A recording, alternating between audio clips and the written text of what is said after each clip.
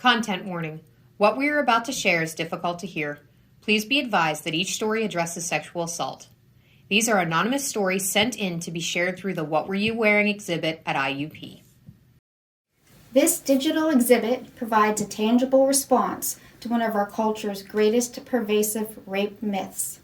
April is Sexual Assault Awareness Month, and we want to show our support for victims and survivors by helping break the myth that sexual assault occurs because of what we wear. It was not your fault.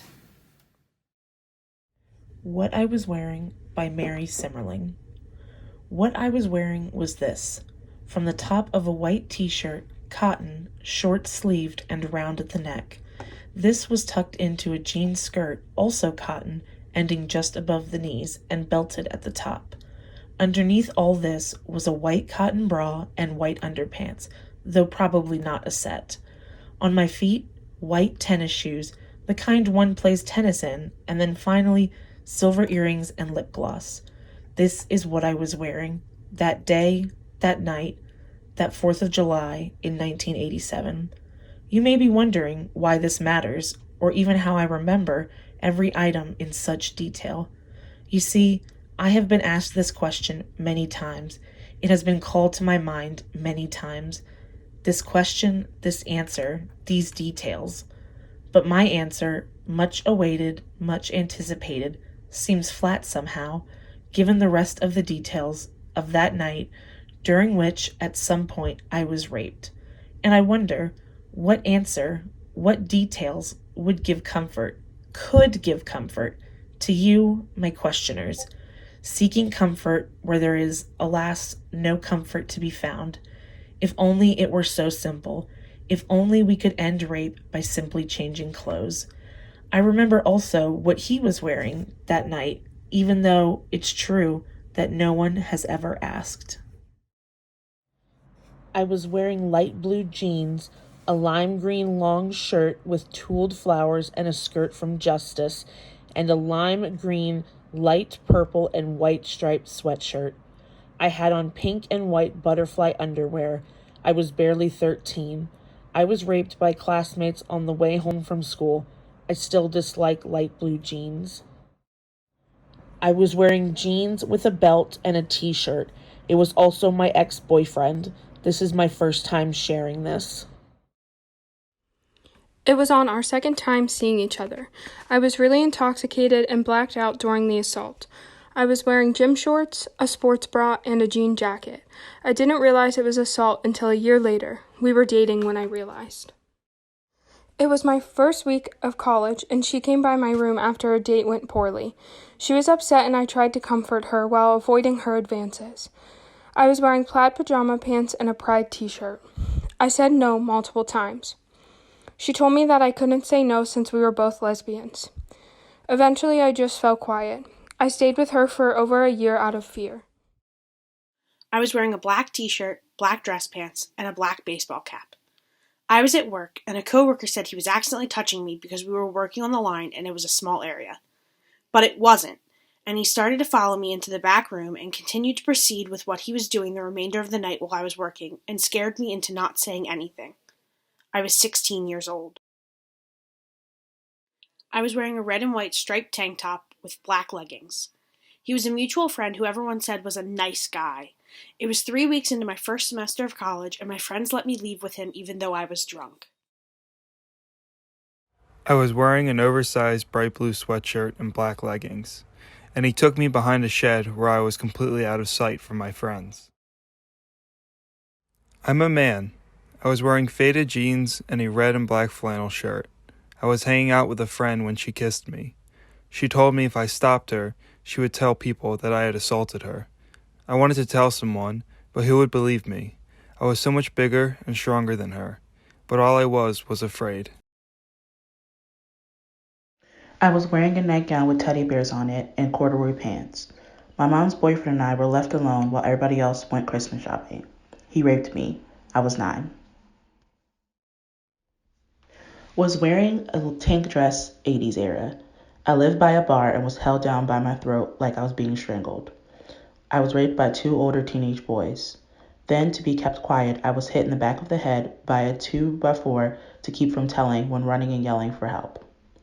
I was placed in foster homes for several years. I suffered a skull fracture, but I survived. To keep from testifying, adult male tried fleeing the state, but was caught. I was 6 years old. I was sleeping in late on a Saturday morning in my favorite Barbie nightgown. It was white with soft lace and Barbie's face right on the front and came down almost to my ankles. He came into my room that morning and assaulted me.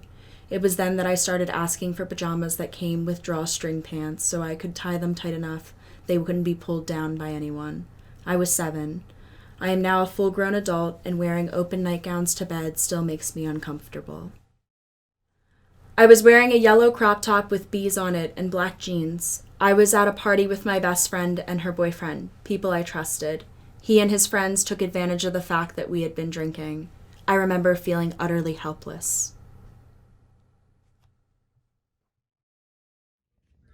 I was wearing my work uniform, a long-sleeve black shirt, and black jeans. He was a mutual friend and heard a rumor that I liked him.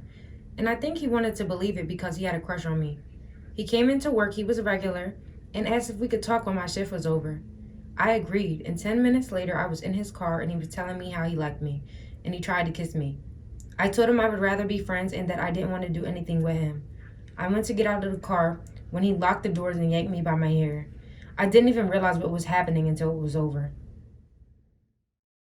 I was wearing a gray and black baseball t-shirt and black leggings. I was at a party for my coworkers, and I was so excited to spend time with them outside of work.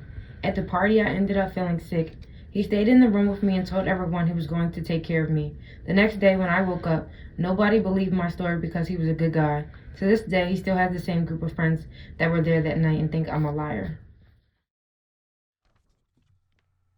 I was wearing black jeans and a long pink tank top. Pink was my favorite color. I had really liked this guy for about a year, and we stayed really good friends because he had a girlfriend. When they broke up, I was really excited to hear that he liked me too, and we talked about wanting to date. The first time we hung out alone, I told him I wasn't ready to have sex, but he didn't care. He never talked to me again.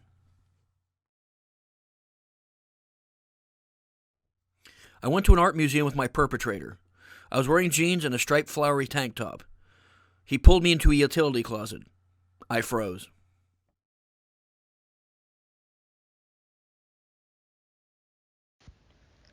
I was probably wearing pajamas.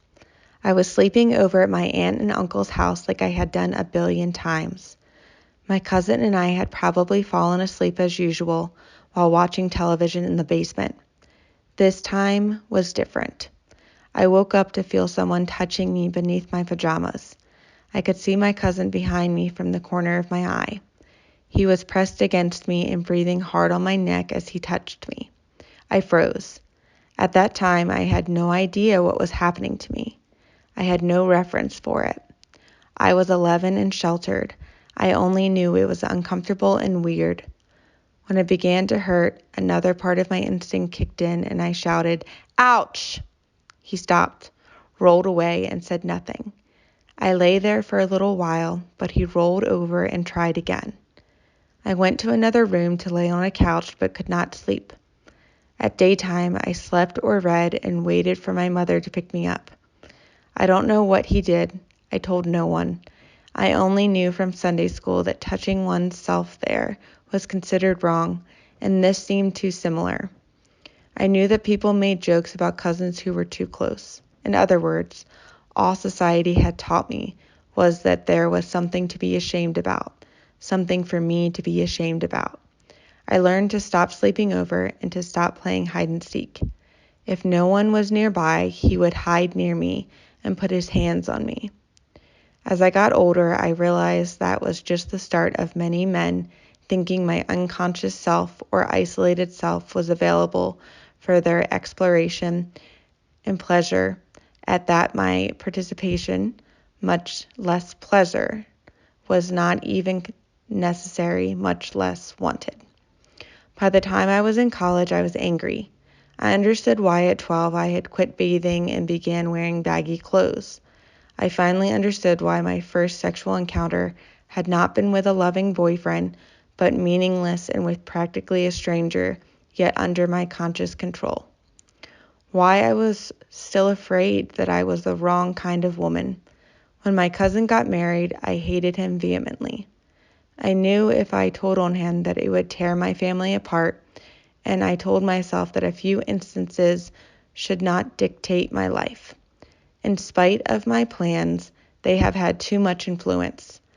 I still get so angry when I hear someone excuse away this behavior as natural exploration, or worse behavior as just some misunderstanding that survivors should just walk away from if they were only strong enough or something.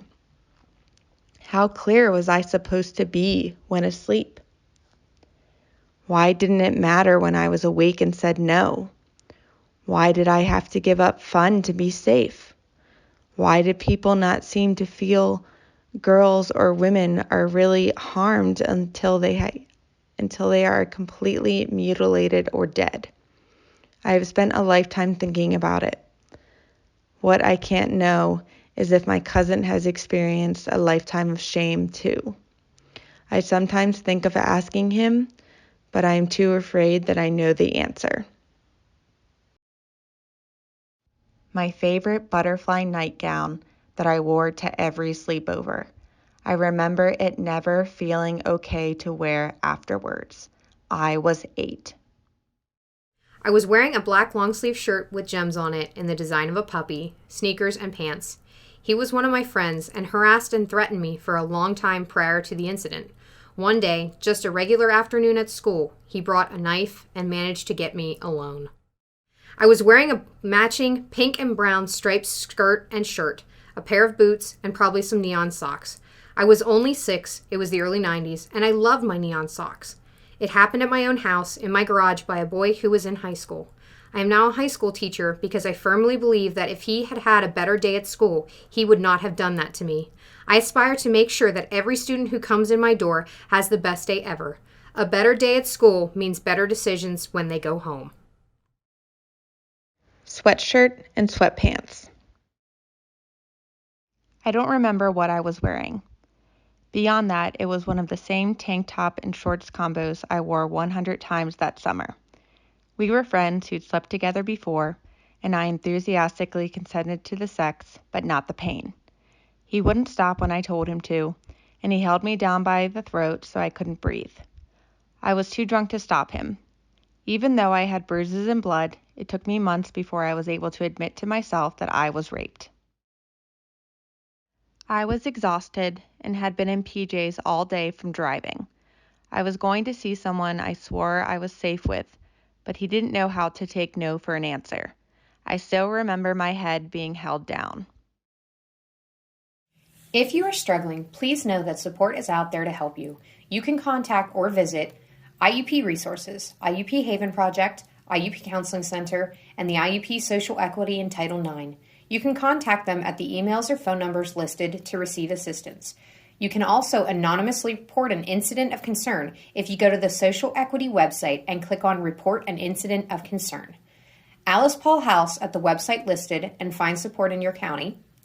Armstrong, Indiana Crisis Hotline at the website listed to find out more information or call 1-877-333-2470. Pennsylvania Coalition Against Rape, PCAR, at the website listed to find support for survivors. National Sexual Violence Resource Center at the website listed to find help or support. RAIN, Rape, Abuse, Incest National Network, at the website listed to review resources, support, and reporting options. National Sexual Assault Hotline at the website listed or call 800-656-HOPE or 4673.